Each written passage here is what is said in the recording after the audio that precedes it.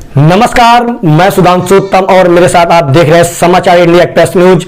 आइए नजर डालते हैं आज की कुछ खास खबरों पे। सिवान के चर्चित डॉक्टर रामेश्वर सिंह एक नया पार्टी प्लूरल्स पार्टी ज्वाइन करके सिवान 105 विधानसभा में काफी चुनावी तापमान बढ़ा दिए हैं। सिवान 105 विधानसभा की जनता के सामने डॉक्टर साहब का नाम आया तो जनता काफी खुशी महसूस कर रही है। डॉक्टर रामेश्वर सिंह का कहना है कि जनता हमको मौका देती है तो हम विकास करेंगे, बेरोजगारी हटाने का काम करेंगे और जनता से डॉक्टर साहब डोर टू डोर जाकर अपील कर रहे हैं कि हम 12 वर्ष से आप लोगों का सेवा किए हैं, इस बार हमको मौका दें।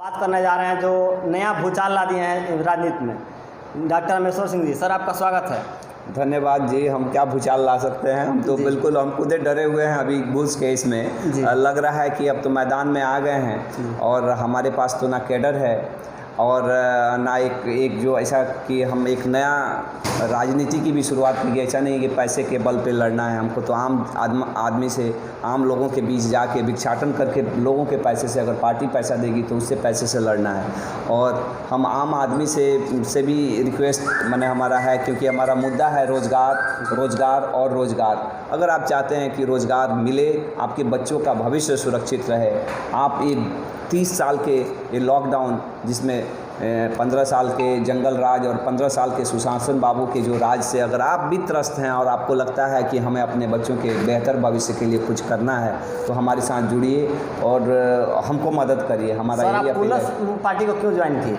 क्योंकि इनकी विचारधारा से मेरी विचारधारा मिलती है जी। अभी आप देखिए ना क्या हुआ है, ये अगर 30 साल में हुआ क्या है, 30 साल में हुआ क्या है ना कि लालू जी ने पूरे रोज़गार को पहले मारा, वो मुर्दा किया, और नीतीश बाबू ने क्या किया है, वो जो मुर्दे लोग को ये दफना दिए चाहे जला दिए। उसका अभी आने वाला जनरेशन्स को आप पूछिएगा ना कि हम लोग के यहाँ कल कारखाने थे तो मानेंगे भी नहीं जी। तो जिस तरह से इन्होंने रोज़गार को मारा है, सृजन तो छोड़ दीजिए, जो पहले था उसको भी मारा है। और इससे पूरी खास करके युवा पीढ़ी त्रस्त है और युवा विकास चाहता है। युवा चाहता है कि उसको रोज़गार मिले, उसको नहीं मतलब है जाति पाति से, उसको नहीं मतलब है धर्म से, उसको मतलब है कि हमारे रोजी रोटी मिले, हम इज्जत से सम्मान से अपने घर में काम कर सकें, हमको दिल्ली बॉम्बे जाके गाली सुनना, चटकन खाना नहीं पड़े। उसको इसी से उसको अपने स्वाभिमान से मतलब है। और बहुत सारे युवा जुड़ रहे हैं और मुझे लगता है कि मेरी भी सोच पार्टी से जुड़ती थी तो हमने उसको ज्वाइन किया। सर, सिवान 105 विधानसभा से आप मतलब लड़ने वाले हैं? अगर हमको पार्टी टिकट दी तो हम यहाँ से लड़ेंगे। सिवान में कितने जगह से आपकी पार्टी चुनाव लड़ेगी?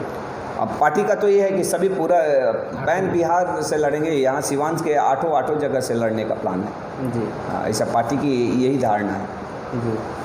जनता से और क्या अपील करना चाहते हैं? जनता से हम यही अपील करना चाहते हैं कि हमारे पास कोई कैडर नहीं है, हमारे पास कोई लोग नहीं हैं। और हमारे पास एक चीज़ और भी है कि आप अगर ये समझ रहे होंगे कि डॉक्टर साहब हैं खूब पैसा लगा के हम पॉलिटिक्स नहीं करना चाहते हैं। हम नई राजनीति की शुरुआत करना चाहते हैं। अगर हम त्रस्त हैं इस 30 साल की सरकार से, इस 30 साल के सुशासन बाबू के सरकार से, इस 30 साल के जंगल राज के सरकार से, और हम आपसे अपील करना चाहते हैं कि अगर आपको भी लगता है कि आप भी त्रस्त हैं तो हमारे इस मुहिम से जुड़िए, हमारा साथ दीजिए, हमारी आवाज़ के साथ अपनी आवाज़ बुलंद करिए और एक नए भविष्य की, एक नए बिहार की कल्पना करें जहां पे हम अपने घर में सक्षम हो।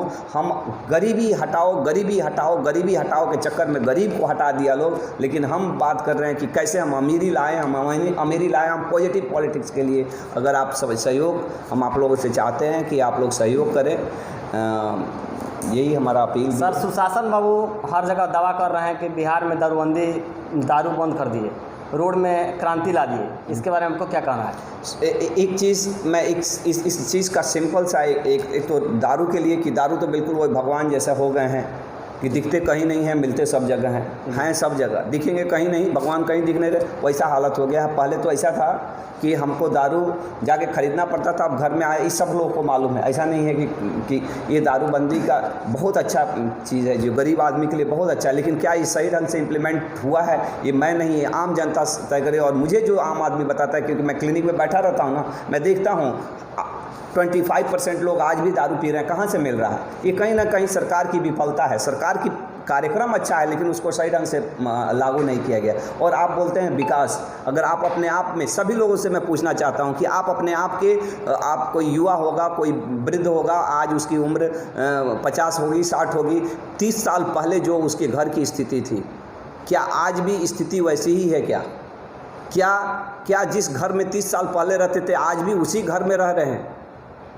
आप देखेंगे कि आपका घर अच्छा हुआ है, आपका रहन सहन अच्छा हुआ है, आपका खान पान अच्छा हुआ है, आपका कपड़ा अच्छा हुआ है। इसका मतलब क्या कि आपने विकास कर लिया। विकास एक सतत प्रक्रिया है, लेकिन यहाँ पे आप यहाँ से यहाँ आ गए। आप ये देख रहे हैं कि हम यहाँ से यहाँ आ गए, हम यहाँ से यहाँ जा सकते थे, ये आप नहीं देख रहे हैं। कहाँ कहाँ बिहार दुनिया पहुँच गया जी। आप निकलिए बाहर, जो युवाएँ जा रहे हैं उनको लगता है कि कहाँ पर हम हैं। आप लॉलीपॉप दिखा के और रसगुल्ला खा जाइएगा, ऐसा नहीं चलेगा। अब युवाएं, ऐसा नहीं है कि आप थोड़ा सा चटका दीजिएगा, चटनी चटा दीजिएगा और उससे हो जाएगा। ये क्या आप बोल रहे हैं कि रोड बना दिए, भीग दिए हैं क्या? हक है यहाँ के बिहार के लोगों का, और क्या इतना ही मिलना चाहिए? आप ये बात करिए ना कि क्या हुआ रोजगार का। यहाँ सिवान टाउन में 3 बड़े बड़े कल कारखाने थे, और मैं आपको बता रहा हूँ, हमको तो मालूम भी है, लेकिन आने वाली जनरेशन तो भूल भी जाएगी कि यहाँ पे रोजगार भी था। आपने रोजगार को लालू जी ने मारा और नीतीश जी ने दफनाया, यही काम किया है। मैं सभी लोगों से रिक्वेस्ट करूँगा, सभी जनता रिक्वेस्ट करूँगा कि अगर लगता है कि मेरी भावनाएं आपकी भावनाओं से जुड़ती है तो हमारी आवाज़ को बल दीजिए। मेरे में उतना ताकत नहीं है कि अकेले मैं ये चीज़ को लड़ सकूं। सिवान विधानसभा से आरजेडी से बिहारी चौधरी जी का नाम आ रहा है। और